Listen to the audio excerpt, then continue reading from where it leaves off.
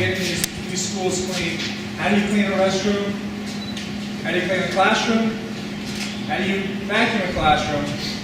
And we're going to go over some chemical basics and common understandings of chemicals. So, we're going to do clean restrooms. Yes, exactly. Okay. So guys, we're supposed to go to 102, guys and girls. 102, right in there. First of all, we're going to go in. We're going to go in and inspect the restroom. We come in. First thing we do, what we do. Give her one. Spitball watch, right? You don't see that. So you come over here.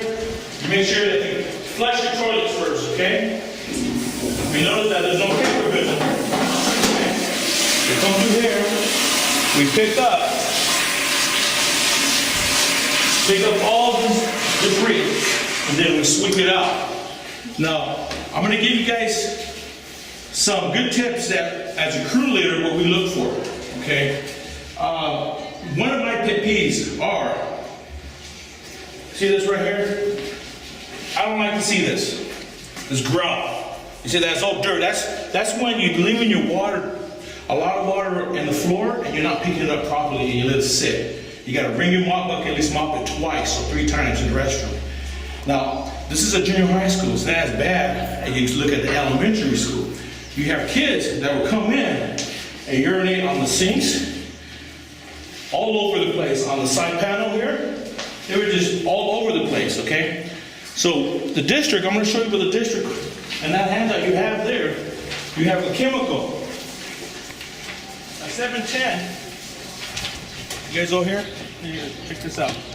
The 710 is the only disinfectant we got that we use here in the district. This is the only one. You can use it on so many different things. You can use it on surfaces. You can use it on anything that you want to disinfect. Desk, door handles, push bars. This is what we're going to use. This right here is a 200. This is more like a degreaser, okay? But more likely we're just going to use this right here. You got your fiberglass. So what we do, we go ahead and we're going to. Usually I use a dust mop. Well, usually we go around. Usually we go around.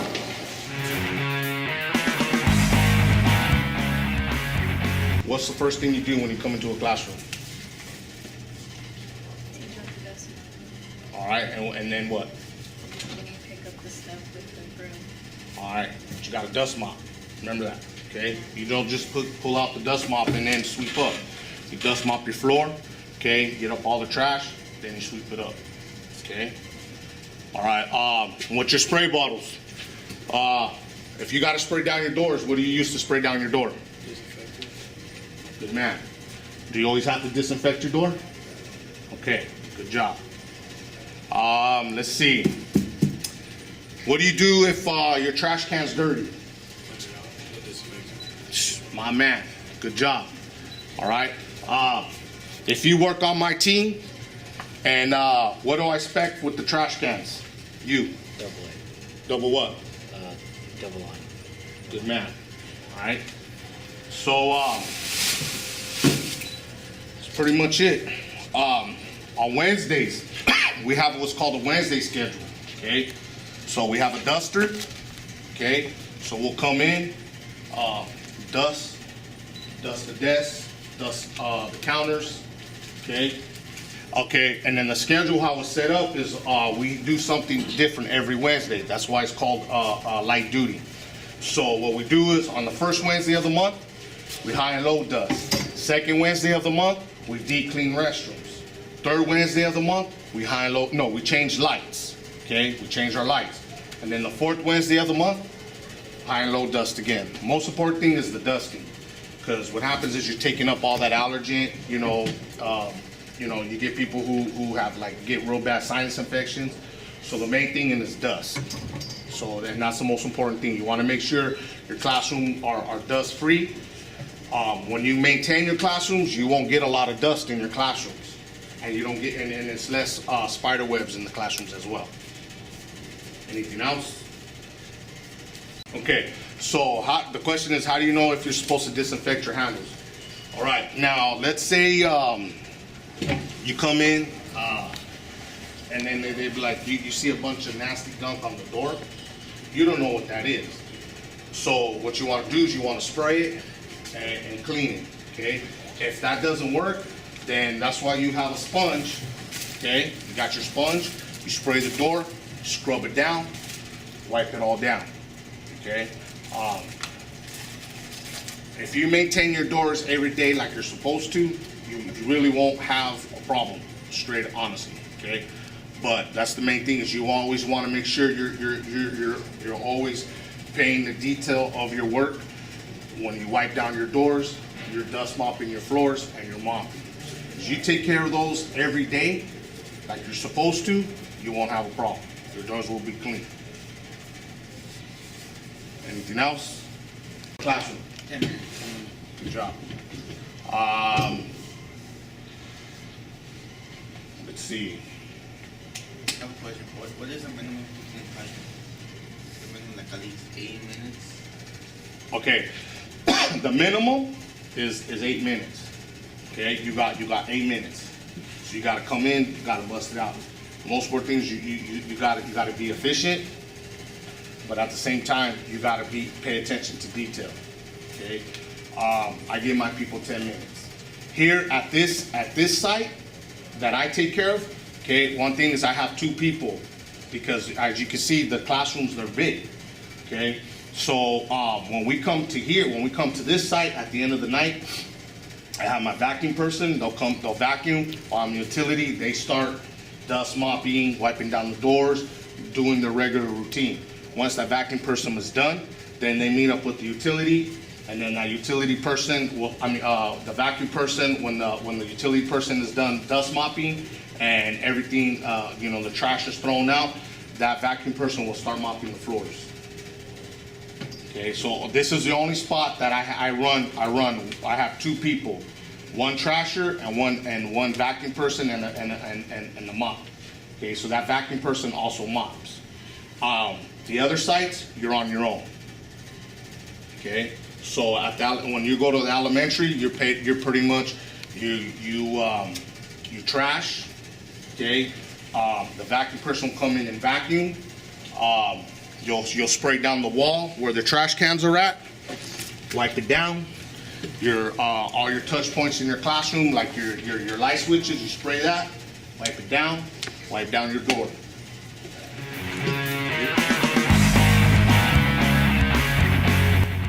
Real quick, I'm the vacuum specialist. I'm gonna kind of show you guys real quick how you vacuum a classroom briefly. So with that, if you guys have any questions right now, I'm gonna get started letting you guys know of how, introducing you to the vacuum, first of all. Mosquito vacuum, okay? The only difference that you got. Now, how do you inspect a vacuum? Anybody have any idea, real quick, of what is the concept of a vacuum, right? Besides vacuuming, right? Real quick, you gotta listen real carefully on your vacuum. In order for it to operate properly, you have to listen to your vacuum, okay? First of all, when you come into it, you gotta always make sure there's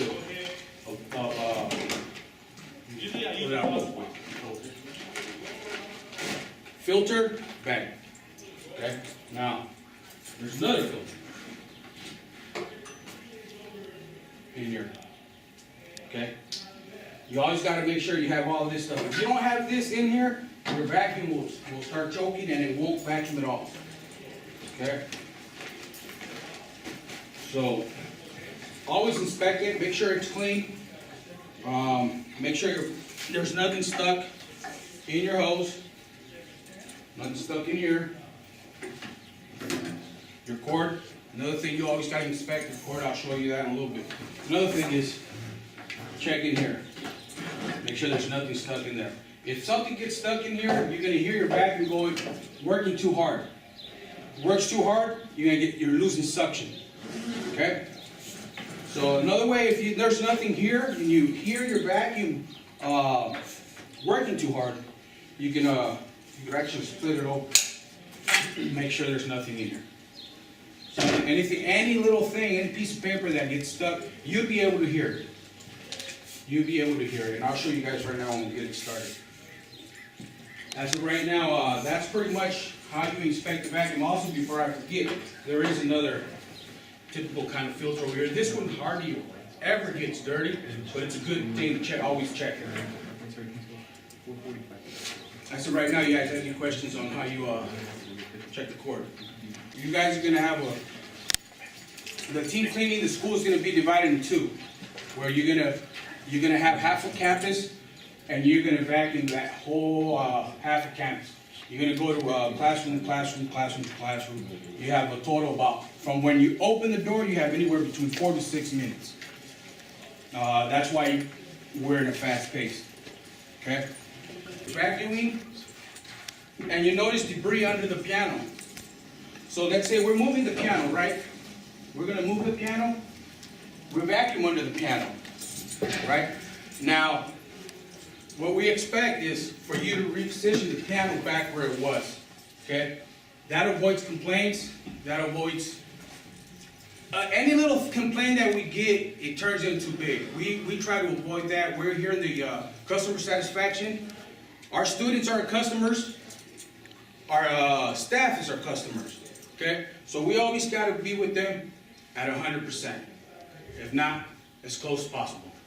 So as of right now, I move this, I'm gonna reposition it back. Now another thing is, you see how I struggled? I'm not gonna push myself to make sure I get it done. If I moved it and then I can't move it back, don't break your back. It's very important. Rick right here is gonna actually help me move it back now because, I struggle to move it back. Safety first. Safety comes first.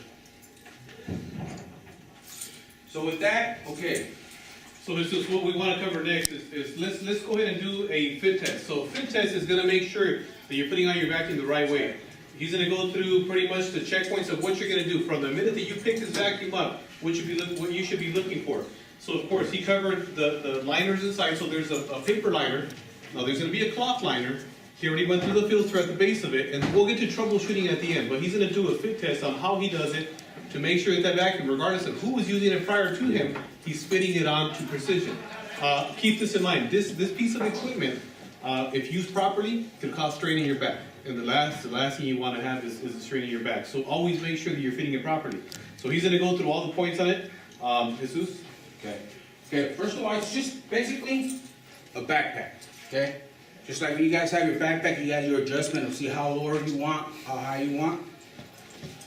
With that, you got your adjustments right here. So first and foremost, you want to make sure that vacuum, when you put it on, it's snug onto your hips. So your first adjustment is going to be, once you get it on your back, it's going to be going on your hips, not too high your back, not too low. That's going to cause a strain. So make sure that you have it hooked up to your hips. Now you have your strength right here for your shoulders, which is right here. It's missing the clip.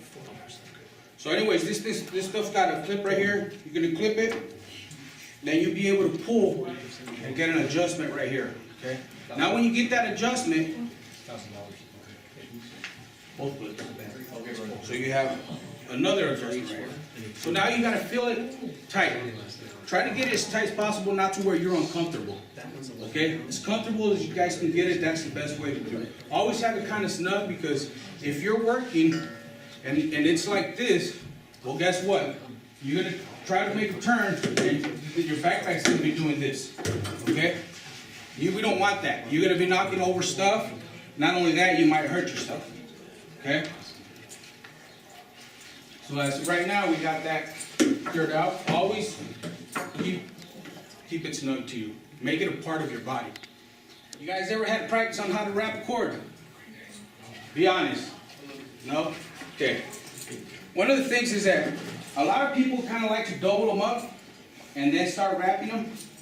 But then you get this kink right here. This kink, it starts affecting your cord. And now you get a crease, it gets hot as you start getting a crease. Next thing you know, you have a cord that's like this. We don't want that. We want our cord to be as straight as possible, always. So what I would recommend you guys to do, always start from the end of your vacuum and just loop, loop, loop, loop, loop, loop. Okay? I'm not going to go all the way, of course. Now, very important, when you release it, now pay close attention. We're pretending that this is stuck to the cord. This cord is stuck to the vacuum already. We're gonna drop it in a matter of way that this, it's on the top, okay? Now you're gonna drop it, and this is gonna be on top. So this way, when you leave, you don't even have to look back. It's gonna follow you, okay? If it's the other way, believe it or not, it's gonna start tangling on you. It's gonna start tangling on you because the loops are gonna go under each other, and it's gonna start tangling. Next thing you know, you're gonna spend a minute trying to untangle. Now I'm gonna show you right now, like I was telling you earlier, you always gotta listen to your vacuum. So, right now you can hear it strong, right? But if you have anything in the middle or something like that, you hear that? Your motor in your vacuum is working too hard. Now you're gonna cause your motor to overheat, damage the motor. Next thing you know, you have nothing in, you're losing power no matter what. The vacuum's clean, the vacuum's everything, you're losing power because it's overheating, and overheating. You always gotta make sure that your vacuum's clear.